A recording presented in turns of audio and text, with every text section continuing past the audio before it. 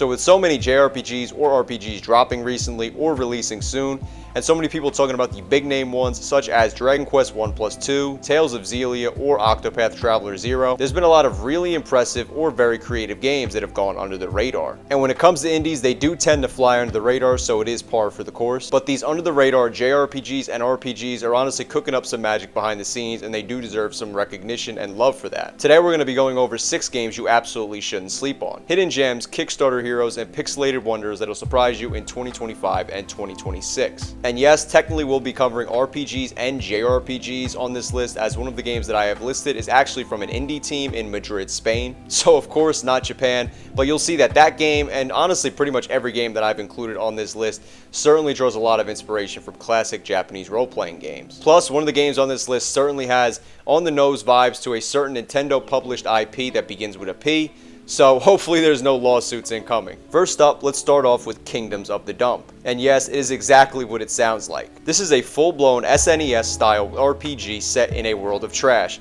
but somehow it works. You play as the character Trash Can Knight Dustin Binsley in a location called the Lands of Phil.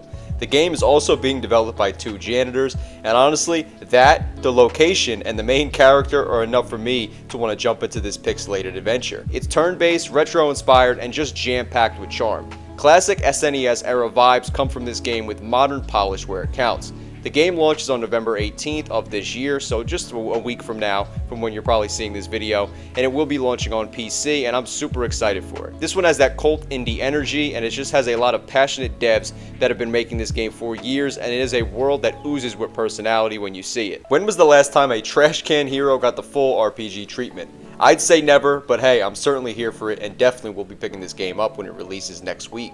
Next up, we've got Guard Break, and this is an indie gem that's certainly flying under the radar, and I was super excited to talk about. This one hits all the right retro notes. There's a PS1 low poly vibe to it, turn-based combat, and party bonding mechanics. The full release date is still to be determined, but there's a demo on Steam that you could certainly check out right now, and I actually did that.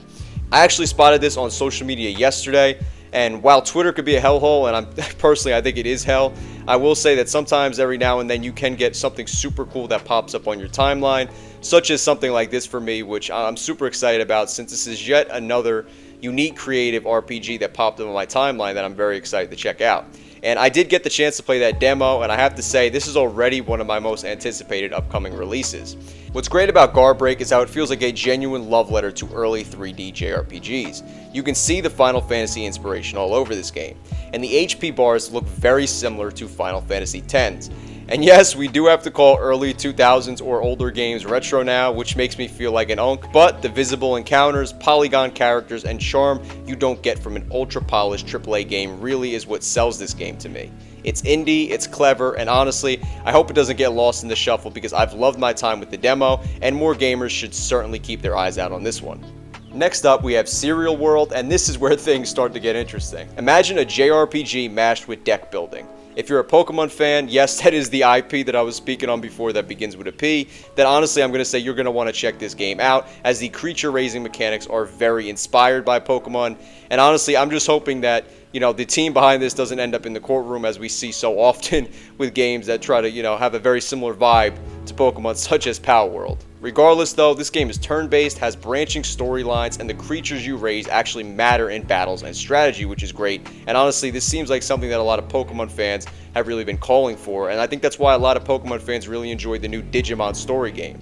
Now, the release for this game is planned for 2026, and it's the kind of quirky, clever game you didn't know you needed until it popped up on your wishlist. Basically, Serial World is familiar enough to feel cozy, but weird and inventive enough to surprise you, and that's the kind of indie RPG that makes you just sit back and say, yeah, this is why I love this genre. I'm certainly excited for this game though, and will 100% be picking it up when it drops. Next up, we have SacriFire, and this one is honestly a visual treat. If you loved Octopath Traveler or Triangle Strategy, prepare to have your eyes spoiled. It's HD 2D, gorgeous, and still indie enough to qualify as a sleeper hit.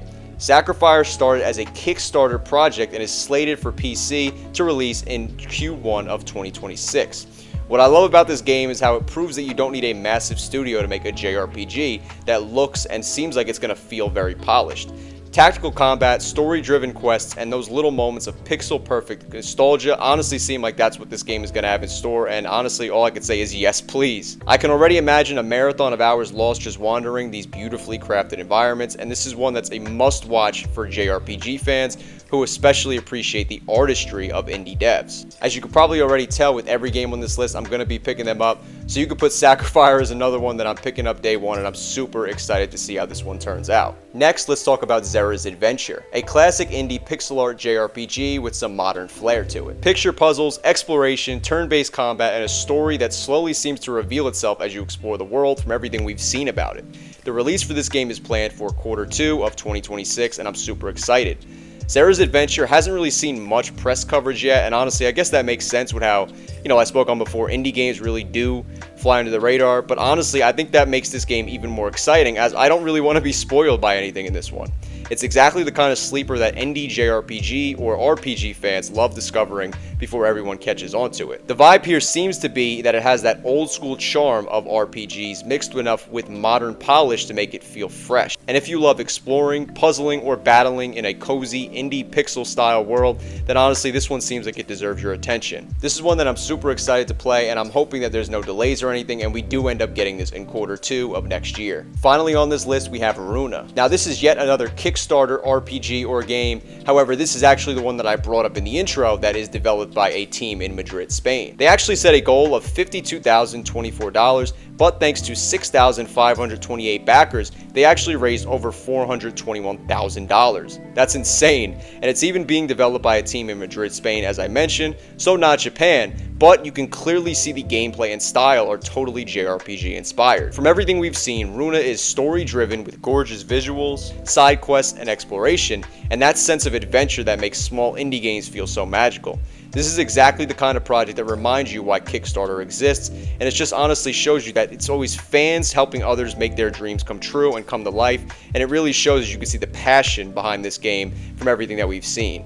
I can't wait to see this one succeed, and hopefully it does release next year because I can certainly see it being my hidden gem of the year for 2026 if it does. So yeah guys, I want to know which one of the RPGs mentioned are you the most excited for? Are you most excited to save the world in Kingdoms of the Dump, or raise creatures in a game like Serial World that hopefully doesn't end up in the courtroom? Drop your thoughts down below on any of those games or just anything having to do with RPGs or JRPGs. And if you enjoyed the breakdown, then I'd really appreciate if you could like the video as well as subscribe, because I've certainly got more reviews, retrospectives, and hidden gems that I want to cover and just make videos on in the coming future, especially with how jam-packed JRPG or RPG news has been as of late and just all the games that we're going to be getting coming up. Thank you so much for watching though, and I am out.